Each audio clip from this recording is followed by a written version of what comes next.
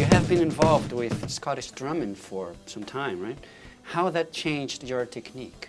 I was looking for a teacher about 10 years ago and came up with the name John Fisher, who's a teacher in Vancouver, BC, who was a world champion Scottish drummer. And he really helped me out with my technique sort of via the rudiments of Scottish drumming, Scottish and Swiss and some American rudiments as well. But there's a whole nother world of technique that I think that Scottish drummers own. And I feel like a total thief because all I've really done is taken some of the rudiments and the technique and used it as a vehicle to better my playing. I think to be a true player, though, you need to play in a band. You need to understand the music. It's like trying to play jazz without ever going out on a gig and playing with an upright player or a piano player.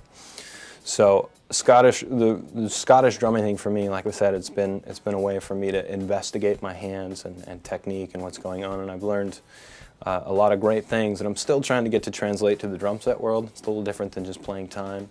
But it's been a really great way to spend hours and hours on a practice pad.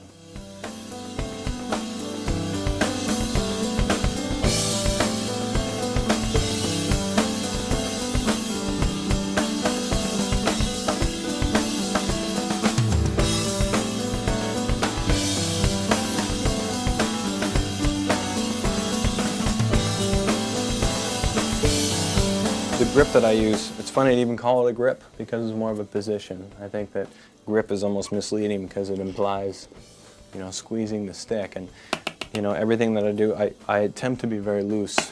And a lot of people play traditional grip sort of with their thumb up and they exercise their fingers, but I play more with my thumb.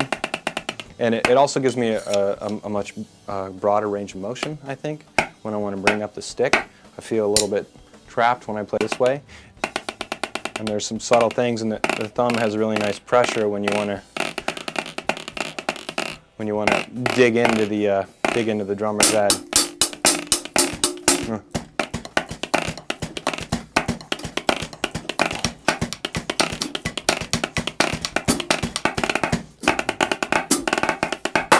Anyway, I played both ways. I played traditional mainly because of meeting John Fisher and sort of seeing how great his hands are. But match grip is mostly how I play live on the stage, but I can't help but feel a certain way when I hold the stick like this. So I could do things with this position, and I could do things with this position, both different. So it's like I got this world and this world, and always working on the two of them.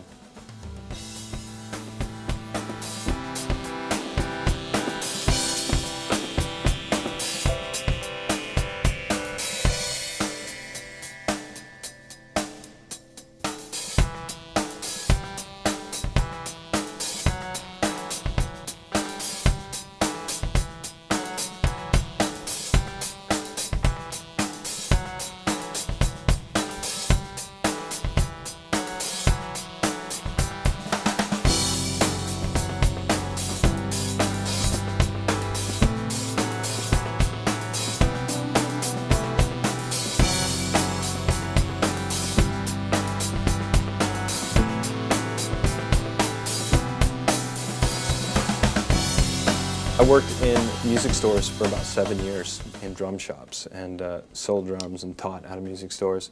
And there is so much information available these days, both on DVD, videos and books and online. There's a lot of information. There's so much content in the world today via the internet alone that you're a fool not to do some investigating and find a few things that you really want to work on.